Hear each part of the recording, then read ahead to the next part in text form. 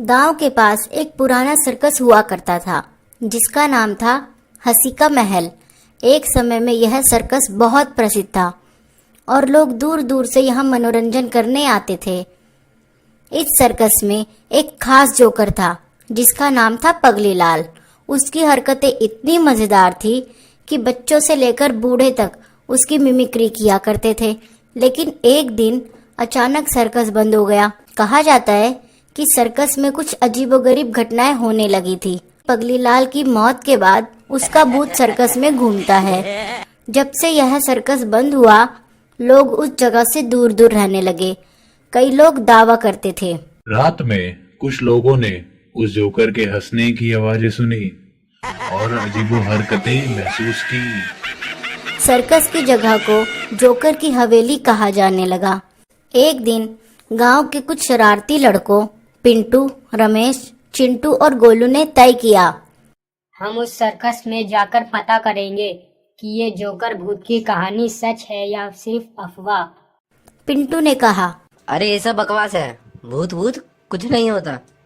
गोलू ने चुनौती देते हुए कहा, तो फिर चलो आज रात वहीं चलते हैं। अगर तुम हिम्मत वाले हो तो पूरी रात जोकर की हवेली में बिता कर दिखाओ। पिंटू ने यह चुनौती स्वीकार कर ली और सबने तय किया कि वह उस रात जोकर की हवेली में जाकर रहस्य का पता लगाएंगे। रात के समय जब चारों दोस्त जोकर की हवेली के पास पहुंचे तो चारों के दिल की धड़कनें तेज हो गई। जैसे ही चारों ने अंदर कदम रखा, उन्हें कहीं से हंसी की हल्की सी आवाज सुनाई दी। वह हंसी पगली लाल की हंसी जैसी थी जो उन्होंने सुनी थी। पिंटू ने हिम्मत जुटाते हुए कहा, अरे ये सब हमें डराने की तरकीब है, किसी ने स्पीकर लगा रखा होगा। चारों दोस्त एक बड़े कमरे में पहुंचे जहां कभी सर्कस का मुख्य शो हुआ करता था। वहां बिखरी पड़ी कुर्सियां और जोकर के बड़े बड़े मुखौटे थे। तभी अचानक सबने देखा कि एक परछाई हिल रही है। उस परछाई ने धीरे धीरे आकार लिया और सामने एक जोकर जैसी आकृति उभरी।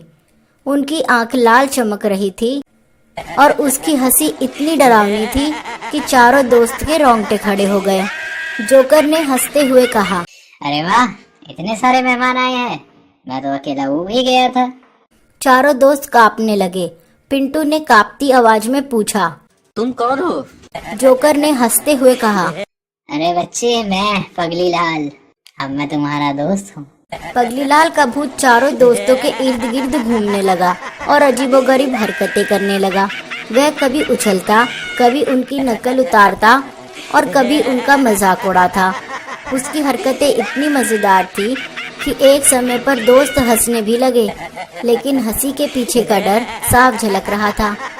पगली लाल ने जोर की आवाज में हंसते हुए कहा, अरे मुझे छोड़कर क्यों गए थे? क्या मैं तुम्हें डराता हूँ? और फिर उसने अजीबोगरीब मुंह बना लिया। उसकी आंखें और होठ ऐसे खिंच रहे थे जैसे वह पूरी तरह पागल हो चुका हो। रमेश ने सोचा कि यह मौका है।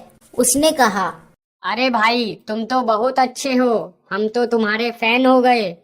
पगली लाल खुश हो गया और हंसने लगा। अच्छा तो फिर रुको मेरे साथ, मैं तुम्हें अपनी सारी ट्रिक्स दिखाऊंगा। रमेश ने हिम्मत जुटाकर कहा, अरे वाह, हम जरूर रुकेंगे, लेकिन अगर तुम हमें कुछ खतरनाक ट्रिक्स दिखाओगे तभी हम रुकेंगे। पगली लाल ने जोकर स्टाइल में घूमते हुए कहा, अच्छा तो देखो मेरी एक खास ट्रिक। वह घूमते हुए एक बड़े झूले के पास गया और अचानक झूला खुद ब खुद चलने लगा।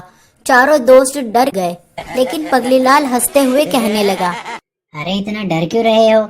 यह तो मेरी ताकत का एक छोटा सा नमूना है। फिर उसने एक पुरानी साइकिल निकाली और हवा में चलाने लगा।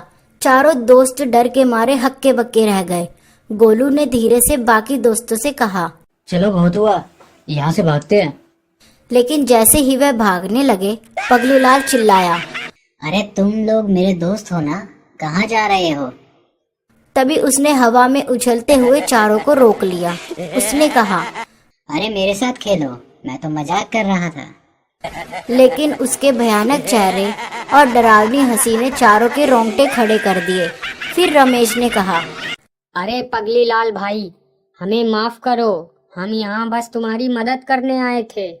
पगली लाल का चेहरा गंभीर हो गया। उसने कहा, मुझे किसी की मदद नहीं चाहिए, बस मेरे साथ हंसो और हंसते रहो। इतना कहकर उसने जोर से हंसते हुए हवा में गायब हो गया। दोस्तों ने मौका देखते ही बाहर की ओर भाग लगाई और एक जोर की हंसी गूंज उठी। क्यों भागते हो यार, अभी तो पार्टी शुरू हुई है। चारों दोस्तों ने अब पूरी जान से भागने की कोशिश की। पगली लाल का भूत उनके पीछे पीछे दौड़ने लगा। चारों दोस्तों की हालत खराब हो चुकी थी, लेकिन आखिरकार सुबह की पहली किरण के साथ पगली लाल हवा में गायब हो गया और चारों दोस्त किसी तरह बाहर भाग निकले। वे भागते भागते गांव के मंदिर के पास पहुंचे और वहां पहुंचकर चैन की सांस ली। अगले दिन से चारों ने सबको बताया कि उन्होंने पगली लाल के भूत को देखा। अब गांव में यह कहानी सबके बीच हंसी मजाक और डर का विषय बन गई, लेकिन किसी ने उस जोकर की हवेली का रुख नहीं किया। लोग कहते हैं कि पगली लाल अब भी इंतजार कर रहा है कि कोई उसके साथ खेलने आएगा।